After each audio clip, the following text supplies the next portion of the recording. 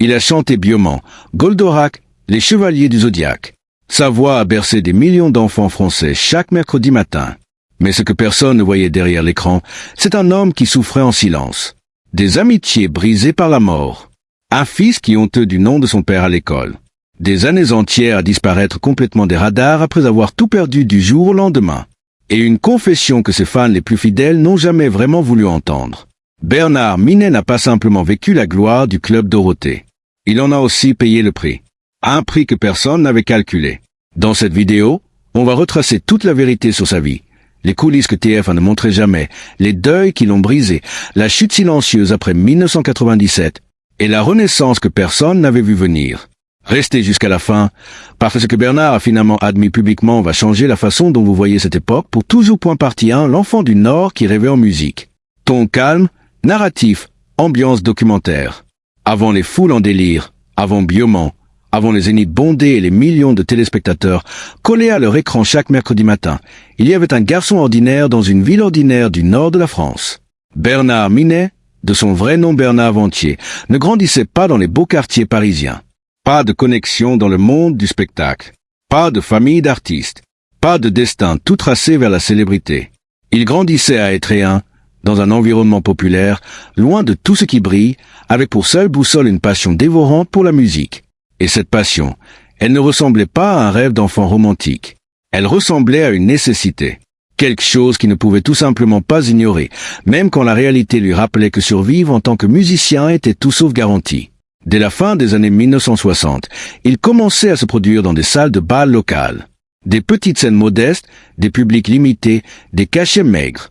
Mais Bernard apprenait quelque chose d'essentiel dans ces salles que les conservatoires n'enseignent jamais vraiment. Lire un public, sentir une salle, tenir un rythme même quand personne ne vous regarde vraiment. C'est cette discipline silencieuse qui allait tout changer. Après son installation à Paris au début des années 1970, Bernard s'est consacré corps et âme aux percussions. Et en 1974, quelque chose de concret est arrivé. Il a remporté le premier prix de percussion au Conservatoire national de région de Boulogne-Billancourt. Une récompense qui peut sembler technique, froide, administrative. Mais dans le milieu professionnel de l'époque, ce titre ouvrait des portes que des années de petits concerts n'auraient jamais suffi à forcer. Soudainement, les grands noms de la chanson française avaient une raison de le remarquer. Charles Aznavour, Sheila, Alain Chamfort, Nicole Croisy, Philippe Laville, des artistes que des millions de Français écoutaient, admiraient, vénéraient. Et Bernard Ventier se retrouvait désormais derrière sa batterie, sur les mêmes scènes que, parfois à l'autre bout du monde. Les tournées s'enchaînaient. Les États-Unis, le Japon, des pays que ce fils du Nord n'aurait peut-être jamais imaginé fouler en grandissant dans les salles de bal d'Étréhins. Mais c'est une leçon reçue aux côtés de Charles Aznavour qui l'a le plus profondément marqué. Bernard observait tout. La façon dont le légendaire chanteur construisait un concert comme une architecture émotionnelle. L'ordre des chansons pensées pour manipuler les sentiments du public. La précision absolue exigée de chaque musicien sur scène. Cette rigueur-là, Bernard l'a absorbée des années plus tard. Il disait encore et pensait chaque fois qu'il préparait un spectacle. Ce que peu de gens savent, c'est qu'à cette époque, Bernard portait déjà un secret en lui. Derrière la batterie, il chantait. Discrètement d'abord, encouragé par sa mère qui avait toujours cru en sa voix. Il se comparait lui-même à Phil Collins, ce batteur de Genesis qui avait eu l'audace de passer devant le micro et de conquérir le monde. Mais pour l'instant, personne ne voyait Bernard Ventier comme un chanteur. Il était le batteur, le professionnel fiable, le musicien qu'on appelle quand on veut quelqu'un de sérieux. Ce qu'il ne savait pas encore, c'est qu'une rencontre allait tout bouleverser. Et cette rencontre portait un prénom, Dorothée. Partie 2, la Machine Club Dorothée et l'explosion de la gloire. Ton qui monte progressivement, énergie croissante, comme si on racontait l'ascension. Lorsque Bernard a rejoint Dorothée au début des années 1980, personne autour de lui ne réalisait vraiment ce qui était en train de se construire. Pas même lui. Au départ, c'était une collaboration comme une autre. Un musicien talentueux qui rejoignait les concerts d'une animatrice populaire. Rien de révolutionnaire en apparence. Juste un contrat de plus dans une carrière déjà bien remplie. Mais très vite, quelque chose de différent a commencé à se dessiner. Quand le Club Dorothée a officiellement explosé sur TF1 à la fin des années 1980, ce n'était plus simplement une émission pour enfants. C'était un phénomène culturel total. Chaque mercredi matin, des millions de familles françaises s'installaient devant leur écran comme on se retrouve autour d'un rituel. Les dessins animés japonais défilaient. Les rires fusaient. Et au cœur de tout ça, il y avait les musclés. Le groupe comprenait Framboisier, René Morizur, Éric Boade, Rémi Sarrazin et Bernard lui-même derrière sa batterie. Mais très rapidement, ces musiciens sont devenus bien plus que des accompagnateurs. Ils sont devenus des personnages. Des visages familiers que les enfants attendaient avec autant d'impatience que les dessins animés eux-mêmes. Des sortes de grands frères espiègles que toute une génération avait l'impression de vraiment connaître.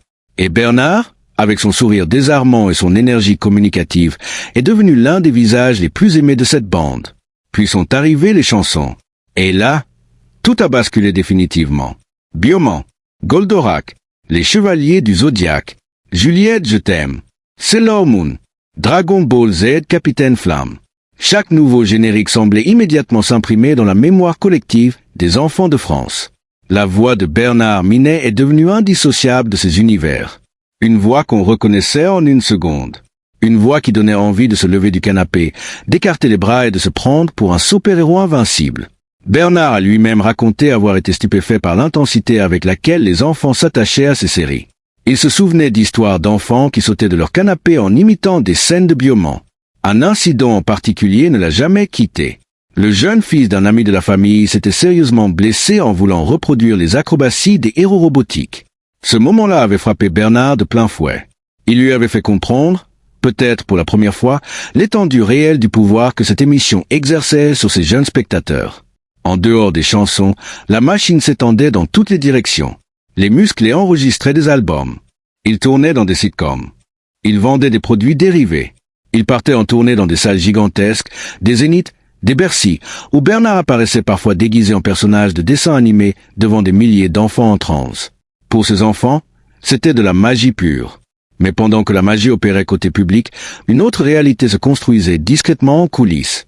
Parce que TF savait exactement ce qu'elle possédait. Le Club Dorothée n'était pas seulement une émission. C'était une machine commerciale d'une puissance rare. Une audience captive, fidèle, hebdomadaire, qui générait des revenus publicitaires colossaux et alimentait tout un écosystème de produits dérivés. Et dans cette machine, les musclés étaient à la fois les stars et les rouages. Puis les critiques ont commencé à arriver. De plus en plus forts, de plus en plus haut placés. Des intellectuels, des journalistes, des politiciens. La politicienne Ségolène Royal a publiquement attaqué les dessins animés japonais diffusés dans l'émission, dénonçant leur violence supposée dans un livre qui a fait grand bruit. Pour Bernard, cette attaque était profondément injuste. Des décennies plus tard, il en parlait encore avec une amertume à peine voilée, convaincu que ses critiques n'avaient jamais réellement regardé ce que le Club Dorothée apportait aux enfants. Pour lui, la réponse avait toujours été simple. Cette émission parlait de joie, d'amitié, d'imagination. Elle donnait aux enfants un rendez-vous hebdomadaire avec quelque chose de plus grand qu'eux. Un espace où tout semblait possible. Mais derrière ces convictions sincères, Bernard commençait aussi à percevoir quelque chose d'inquiétant. Plus les années passaient, plus il réalisait que son identité personnelle disparaissait lentement derrière celle du personnage. Bernard Ventier, le musicien respecté formé au conservatoire, le batteur qui avait tourné avec Aznavour et Sheila, cet homme-là s'effaçait progressivement. À sa place s'installait quelqu'un d'autre. Quelqu'un que des millions de personnes adoraient, mais que Bernard lui-même ne reconnaissait pas toujours dans le miroir. Il s'appelait Minet. Et bientôt, ce nom allait peser très lourd point il y a des fins qui arrivent progressivement. On les voit venir. On s'y prépare. On a le temps d'organiser la suite. Et puis il y a des fins qui tombent comme un coup près. Brutalement. Sans avertissement réel. Sans filet. Pour Bernard Minet, 1997 a été cette deuxième sorte de fin. Quand TF1 a décidé de mettre un terme au Club Dorothée, la décision est venue d'en haut, froide et définitive, comme seules les grandes chaînes de télévision savent en prendre. Du jour au lendemain, l'émission qui avait dominé les matinées françaises pendant près d'une décennie disparaissait de l'antenne. Et avec elle, tout l'univers professionnel que Bernard avait construit, entretenu et habité pendant les 10 plus grandes années de sa vie publique. Bernard a plus tard admis que le choc avait été d'une violence qu'il n'avait pas anticipée. Pas financière dans un premier temps. Émotionnel, existentiel, parce que pendant 10 ans, sa vie avait une structure, un rythme, un sens quotidien très concret. Les enregistrements, les répétitions, les tournées, les apparitions télévisées, les concerts devant des milliers d'enfants.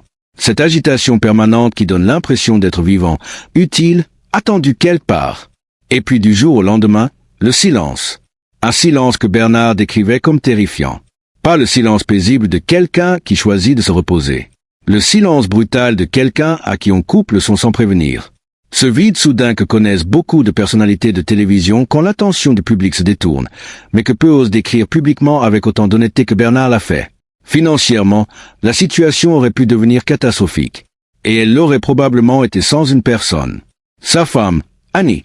Bernard n'a jamais hésité à lui attribuer publiquement le mérite d'avoir maintenu leur vie stable pendant ces années de traversée du désert.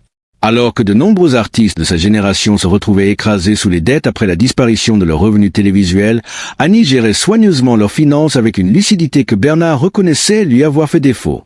Il a admis sans détour que sans elle, il aurait facilement pu prendre des décisions catastrophiques dans cette période de vulnérabilité. Mais survivre financièrement n'était pas suffisant pour remplir le vide intérieur. Professionnellement, Bernard se sentait perdu dans un monde qui semblait avoir tourné la page sans lui. L'industrie du divertissement qui avait autrefois besoin de lui chaque semaine agissait désormais comme s'il n'existait plus vraiment. Les portes qui s'ouvraient facilement autrefois restaient maintenant fermées. Les appels se faisaient rares. Les propositions, sérieuses encore plus.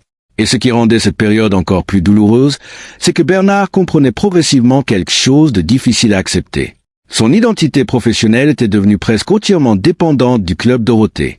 Avant l'émission, il avait construit une vraie carrière de musicien. Un parcours solide, respecté, reconnu dans le milieu. Mais après des années à incarner Minet le chanteur de générique, revenir à cette image de musicien sérieux était devenu une montagne presque infranchissable. Le public le voyait figé dans le temps. Les enfants qui avaient grandi avec lui l'aimaient toujours, profondément même. Mais l'industrie du divertissement dans son ensemble ne le prenait plus vraiment au sérieux. Il existait dans cet espace inconfortable entre deux mondes. Trop connu pour passer inaperçu. Pas assez pris au sérieux pour qu'on lui propose autre chose. Et pendant que Bernard traversait cette période à fleur de peau, une douleur supplémentaire est venue s'ajouter à celle qu'il portait déjà. Une douleur plus intime, plus personnelle. Celle qui fait le plus mal précisément parce qu'elle vient de là où on ne l'attend pas. Son fils Sébastien souffrait. À l'école, les autres enfants se moquaient de lui. Pas avec bienveillance. Avec cette cruauté inconsciente que seuls les enfants savent parfois déployer. Le Club Dorothée, les musclés, les génériques de dessins animés, tout ce qui faisait la fierté publique de Bernard devenait entre les mains des camarades de classe de Sébastien une arme de moquerie quotidienne. Bernard a admis que ces moqueries avaient profondément blessé son fils et abîmé leur relation pendant un certain temps. Cette révélation a surpris beaucoup de gens. Parce que pendant que des millions de fans voyaient en Bernard Minet une figure réconfortante et joyeuse de leur enfance, son propre enfant découvrait directement, lui, le côté sombre et blessant de la célébrité publique. Cette contradiction-là, Bernard ne l'a jamais complètement digérée. Elle contredisait trop frontalement l'image lumineuse que le monde projetait sur lui. Alors Bernard acceptait de petites apparitions, quelques spectacles occasionnels, des cachets modestes, rien de comparable à ce qu'il avait connu. Et il attendait sans vraiment savoir quoi. Un signe peut-être, une porte qui s'ouvrirait quelque part de façon inattendue. Ce signe est arrivé. Et il est venu d'un endroit que personne n'aurait pu prévoir point, et il y a des moments dans une vie qui ressemblent à des accidents. Des soirées qu'on accepte sans y croire vraiment. Des propositions qu'on dit oui par habitude, par politesse, ou simplement parce qu'on n'a plus vraiment de raison de dire non. Et parfois, ces moments-là changent absolument tout. Pour Bernard Minet, ce moment est arrivé dans une boîte de nuit parisienne. Le Queen, une salle parisienne connue et branchée, l'avait invité à interpréter quelques chansons nostalgiques devant son public. Bernard n'attendait rien de particulier de cette soirée. Dans sa tête, c'était une petite prestation comme il en avait accepté quelques-unes depuis la fin du Club Dorothée. Un soir parmi d'autres. Peut-être quelques dizaines de personnes poliment attentives. On applaudit, on rentre chez soi, et la vie continue comme avant. Ce qui s'est passé ce soir-là était radicalement différent. Près de 1700 personnes s'étaient déplacées. Et quand Bernard a commencé à chanter, quelque chose d'extraordinaire s'est produit dans cette salle. Ces adultes, ces hommes et ces femmes qui avaient grandi devant le Club Dorothée ont commencé à chanter avec lui. Chaque mot, chaque mélodie, chaque refrain qu'ils n'avaient peut-être pas entendu depuis des années remontait intact du fond de leur mémoire, avec une précision et une émotion qui avaient de quoi déconcerter. Bernard a raconté avoir été bouleversé par ce qu'il voyait devant lui ce soir-là. Des adultes qui chantaient les larmes aux yeux. Des gens qui riaient et pleuraient en même temps. Des inconnus qui se regardaient comme s'ils venaient soudainement de retrouver quelque chose qu'ils croyaient perdu pour toujours. Ce moment a tout changé dans la tête de Bernard. Parce qu'il a compris quelque chose d'essentiel que les années de silence lui avaient caché. Le public n'avait jamais vraiment disparu. Ces enfants qui regardaient Bioman et Goldorak chaque mercredi matin étaient simplement devenus des adultes. Ils avaient grandi, travaillé, fondé des familles.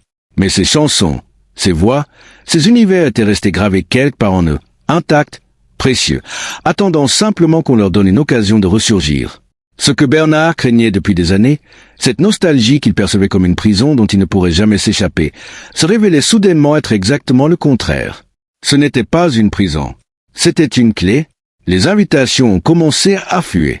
Les boîtes de nuit, les conventions, les festivals nostalgiques, les événements spéciaux. Bernard se retrouvait sollicité de toutes parts par une génération entière qui voulait renouer avec une partie précieuse de son enfance à travers lui. Et au lieu de fuir cette vague, comme il aurait peut-être été tenté de le faire quelques années plus tôt, Bernard a pris une décision qui allait définir la suite de sa carrière. Il a plongé, mais pas de façon passive. Pas en se contentant de rejouer indéfiniment les mêmes chansons avec la même formule éculée. Bernard a décidé de réinventer quelque chose. De prendre cet héritage qu'on lui collait à la peau et d'en faire quelque chose de surprenant, de vivant, de sincère. Et c'est là qu'est née l'idée la plus improbable de toute sa carrière. Le Bernard Minet Metal Band. Quand le concept a commencé à circuler, les réactions oscillaient entre l'incrédulité et l'amusement. L'homme au générique de dessins animés qui se lançait dans le heavy metal? Sérieusement? Beaucoup pensaient que c'était une blague publicitaire. Un coup de communication calculé pour faire parler. Quelque chose de fondamentalement pas sérieux. Mais ceux qui pensaient ça ne connaissaient pas vraiment Bernard Minet. Ce que la plupart des gens ignoraient, c'est que Bernard aimait le hard rock depuis sa jeunesse, bien avant que la célébrité télévisuelle ne l'associe définitivement aux mélodies colorées des dessins animés. Adolescent, il avait déjà joué dans un groupe de hard rock appelé MacP. Cette passion-là n'avait jamais disparu. Elle s'était simplement mise en veille pendant les années Club Dorothée, recouverte par des couches de génériques et de sitcoms. Le projet métal n'était donc pas une posture. Ce n'était pas du cynisme commercial, déguisé en créativité. C'était quelque chose que Bernard voulait sincèrement faire depuis longtemps et que les circonstances lui permettaient enfin d'explorer. En travaillant avec des musiciens proches du groupe français Art Attack, Bernard a transformé les mélodies familières de Bioman, des Chevaliers du Zodiaque et de Capitaine Flamme en véritables hymnes métal. Des guitares puissantes et agressives portant des refrains que tout le monde connaissait par cœur depuis l'enfance. Un contraste saisissant, presque provocateur, qui fonctionnait pourtant avec une efficacité redoutable. Les concerts réunissaient des publics totalement inattendus. Des adultes ayant grandi avec le Club Dorothée, venus chercher leurs souvenirs. De jeunes amateurs de métal intrigués par ce concept improbable qu'ils découvraient sans aucune nostalgie particulière. Et entre ces deux mondes qui n'auraient jamais dû se croiser, Bernard Minet créait quelque chose d'unique. Une passerelle sonore entre des générations et des univers musicaux que tout semblait opposer. Un autre moment fort de cette renaissance est arrivé pendant la Coupe du Monde au Qatar. Bernard a collaboré avec le DJ Big Flo sur une nouvelle version du générique d'Olive et Tom, dont les paroles avaient été modifiées pour soutenir l'équipe de France pendant le tournoi. Une fois encore, Bernard démontrait qu'il comprenait parfaitement ce que les gens attendaient de lui. De la nostalgie mêlée à de l'humour. De la légèreté portée par une sincérité totale. Ce qui était frappant dans tout ça, c'est que Bernard ne semblait plus du tout gêné par son image. Cette identité dont il avait parfois eu peur, celle qui semblait l'avoir enfermé pendant des années dans la case du chanteur de dessins animés, il l'avait finalement retourné complètement. Au lieu d'en être prisonnier, il en était devenu le maître. Et les gens le sentaient. Cette liberté nouvelle, cette façon d'assumer totalement qu'il était sans excuse et sans nostalgie paralysante, rendait Bernard Minet encore plus attachant qu'il ne l'avait jamais été. Mais derrière cette renaissance publique lumineuse, quelque chose de beaucoup plus sombre attendait Bernard dans l'ombre. Des pertes irréparables qui allaient le forcer à regarder en face la partie la plus douloureuse de toute cette histoire. Partie 5. Les deuils qui ont brisé l'homme derrière le sourire. Ton grave, intime, presque murmuré par moments. Laissez respirer les silences. Il y a une chose que la célébrité ne protège jamais. Peu importe combien de génériques vous avez chanté. Peu importe combien de millions d'enfants ont grandi avec votre voix dans les oreilles. Peu importe combien de salles vous avez remplies et combien de souris vous avez provoquées au fil des décennies. La mort, elle, ne fait aucune exception. Et c'est peut-être là, dans cette réalité brutale et universelle, que Bernard Minet a vécu ses blessures les plus profondes. Celles que les caméras ne voient pas. Celles que les interviews habituelles n'atteignent jamais vraiment. Celles qui restent là, tapis sous le sourire professionnel et qui remonte à la surface uniquement quand on baisse suffisamment la garde pour laisser entrer la vérité. Les fans les plus attentifs avaient commencé à remarquer quelque chose dans les dernières années. Dans les interviews, Bernard parlait différemment. La légèreté était toujours là, mais quelque chose avait changé dans ses yeux quand certains noms étaient prononcés. Une hésitation imperceptible. Un voile discret. Comme si certains souvenirs pesaient désormais trop lourds pour être portés avec la même insouciance qu'avant. Ces noms, ce sont ceux de ses amis, de ses frères de scène, de ceux avec qui il avait tout construit. René Morizur est parti le premier. Brutalement. Une rupture d'anévrisme qui n'a laissé aucune chance, aucun temps pour se préparer, aucune occasion de dire au revoir correctement. Pour Bernard et tout ce lié aux musclés, ce départ soudain avait été un choc violent. Le genre de nouvelle qui vous fait comprendre en une fraction de seconde que rien de ce qu'on a vécu ensemble ne reviendra jamais exactement comme c'était. Mais la disparition qui a le plus profondément dévasté Bernard, celle qui a laissé une cicatrice que le temps n'a jamais vraiment refermée, c'est celle de Framboisier. Claude Chamboissier, de son vrai nom, était bien plus qu'un collègue pour Bernard. Il était son frère de cœur. Celui avec qui on n'a pas besoin de tout expliquer parce que les années partagées ont créé un langage commun que les mots seuls ne peuvent pas transmettre. Après la fin du club Dorothée, quand les caméras s'étaient éteintes et que chacun avait repris sa route, Bernard et Framboisier étaient restés proches. Vraiment proches. Pas de cette amitié de façade qui survit au plateau de télévision puis s'évapore dans la vraie vie. Une amitié réelle, nourrie, entretenue, précieuse. Puis le cancer du pancréas est arrivé. Bernard a regardé la maladie détruire son ami lentement. Il a accompagné ce processus terrible avec une présence dont il a parlé publiquement avec une honnêteté rare et courageuse. Il décrivait la fin comme particulièrement difficile. Framboisier avait combattu avec une dignité admirable, mais la souffrance avait été immense. Et Bernard avait tout vu, tout vécu de près, sans pouvoir rien faire d'autre qu'être là, présent, impuissant comme on est toujours face à ce genre de bataille. Après la mort de Framboisier, quelque chose s'est cassé en Bernard.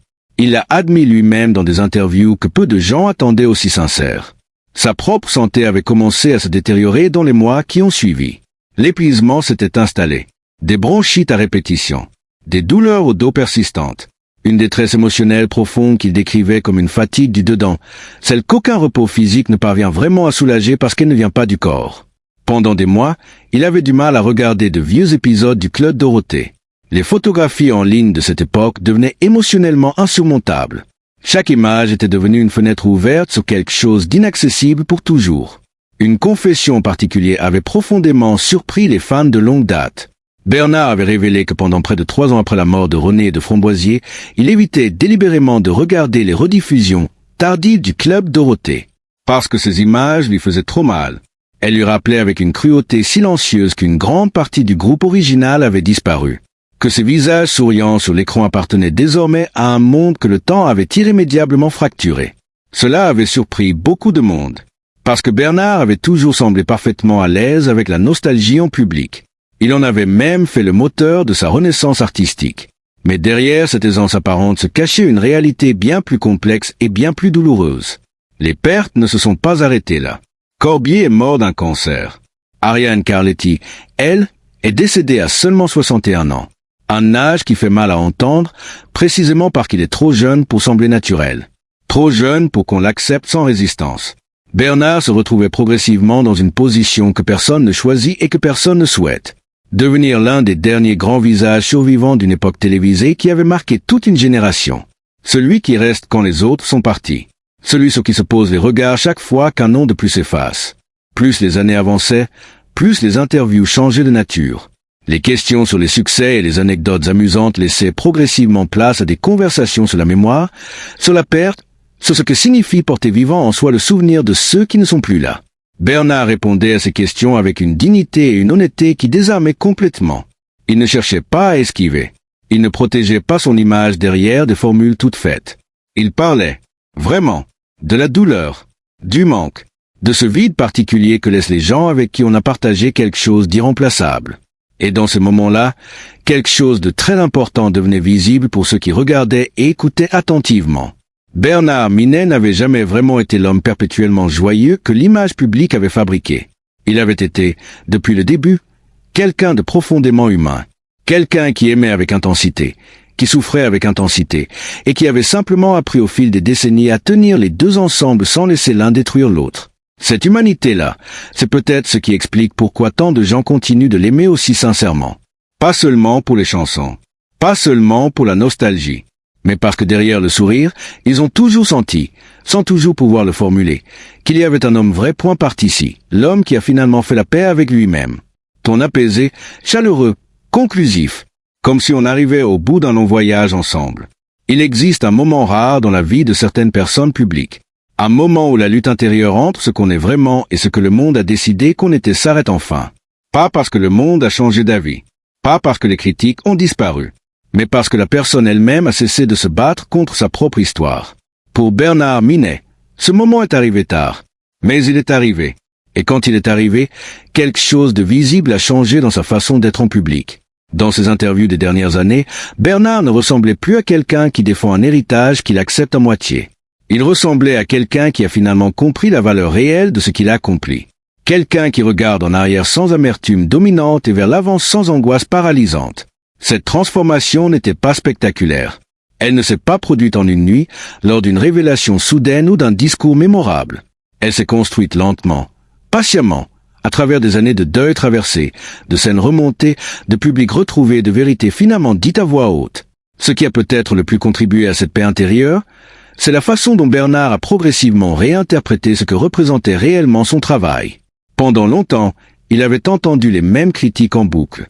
Divertissement bas de gamme, télévision commerciale sans substance, chansons sans profondeur artistique réelle. Et pendant longtemps, une partie de lui avait peut-être intégré ses jugements malgré lui, créant cette tension inconfortable entre la fierté publique et le doute privé. Puis quelque chose a changé dans sa lecture des choses. Lors des conventions nostalgiques, lors des concerts où des adultes venaient parfois avec leurs propres enfants pour lui serrer la main et lui dire merci, Bernard a commencé à comprendre quelque chose que les critiques intellectuels n'avaient jamais vraiment saisi. Ces chansons qu'on avait tournées en ridicule n'étaient pas simplement des génériques de dessins animés. Elles étaient devenues des marqueurs de mémoire collective, des points de repère émotionnels, ancrés dans la biographie intime de millions de personnes. Bioman ne représentait pas juste une série japonaise doublée en français. Pour des millions d'adultes français, Bioman représentait un mercredi matin précis, une odeur de chocolat chaud, un canapé familier, une époque où le monde semblait encore simple et protégé. Et la voix qui accompagnait tout ça, c'était celle de Bernard. Cette prise de conscience a transformé sa relation à son propre héritage. Ce que les critiques appelaient du divertissement sans valeur était en réalité devenu une partie constitutive de la mémoire culturelle française. Pas dans les livres d'histoire, pas dans les musées, mais dans quelque chose de bien plus intime et de bien plus durable. Dans les souvenirs d'enfance de toute une génération, Bernard a recommencé à regarder de vieux extraits avec plaisir, à rire sincèrement devant les anciennes performances des musclés, à défendre avec conviction et sans complexe le travail qu'ils avaient accompli ensemble. Il affirmait ouvertement qu'il était fier de ce qu'ils avaient créé, fier de l'humour, fier de l'énergie, fier même des maladresses que certains utilisaient comme munitions pour les moquer. Et cette fierté retrouvée avait quelque chose de profondément touchant, parce qu'elle n'était pas défensive, elle n'était pas agressive, elle était simplement calme, solide, enracinée dans une certitude que les années avaient fini par installer définitivement. Il y avait aussi dans ses interviews récentes une façon nouvelle de parler du vieillissement qui en disait long sur cet état de paix intérieure. Bernard plaisantait souvent sur son âge, déclarant vouloir continuer à se produire sur scène jusqu'à 105 ans. Une phrase qui faisait rire, bien sûr. Mais derrière le rire, il y avait quelque chose de sincèrement émouvant. Un homme qui n'avait plus peur du temps qui passe, qui ne courait plus après une jeunesse perdue ou une modernité qui n'aurait jamais vraiment été, qui avait accepté exactement qui il était, exactement là où il en était. Aujourd'hui, Bernard Minet continue d'apparaître dans des conventions, des concerts nostalgiques et des événements spéciaux. Et ce qui frappe ceux qui le voient en chair et en os, c'est une chose très précise. Il ne ressemble pas à quelqu'un qui fait semblant d'être heureux d'être là. Il ressemble à quelqu'un qui est sincèrement, profondément reconnaissant d'avoir encore un public qui veut le voir. Des fans viennent désormais avec leurs propres enfants. Des parents qui ont grandi avec Bioman et Goldorak amènent leurs fils et leurs filles découvrir l'homme derrière les voix de leur propre enfance. Et Bernard, au lieu de trouver cette transmission touchante mais mélancolique, semble y trouver quelque chose qui ressemble à de la joie pure. Une continuité. Une preuve vivante que ce qu'il a fait avait une valeur qui dépasse largement ce que les critiques avaient voulu lui faire croire. Alors voilà la vérité complète sur Bernard Minet. Non pas la caricature simpliste de l'icône nostalgique enfermée dans ses génériques des années 1980, mais l'histoire réelle d'un musicien de métier, formé au conservatoire, qui a survécu pendant des décennies dans une industrie impitoyable. Un homme qui a connu la gloire absolue et le silence brutal qui peut suivre. Qui a traversé des deuils dévastateurs sans jamais complètement s'effondrer. Qui a réinventé sa carrière non pas une mais plusieurs fois, avec une créativité et une audace que beaucoup n'auraient pas osé. Qui a souffert en privé tout en continuant à sourire en public, non pas par hypocrisie, mais parce qu'il croyait sincèrement que son rôle était d'apporter de la joie même quand lui-même en manquait. Et qui a finalement trouvé, après toutes ces années, quelque chose de précieux et de rare. La paix avec lui-même. Pas une paix parfaite, pas une paix sans cicatrice ni sans absence douloureuse, mais une paix réelle. Celle d'un homme qui regarde sa vie en face, avec tout ce qu'elle contient de beau et de difficile, et qui dit oui. Oui à ce qu'il a été. Oui à ce qu'il est encore. Oui à cette voix que des millions de personnes portent en elles sans même toujours savoir pourquoi elle les touche encore autant. Si cette vidéo vous a rappelé quelque chose, un mercredi matin d'enfance, une chanson entendue par hasard qui vous a ramené des années en arrière, une émotion que vous n'attendiez pas, alors laissez un commentaire en dessous. Dites-nous quel générique de Bernard Minet vous accompagne encore aujourd'hui. Et si vous pensez que cette histoire mérite d'être entendue par d'autres, partagez cette vidéo. Parce que certaines voix méritent de continuer à résonner longtemps après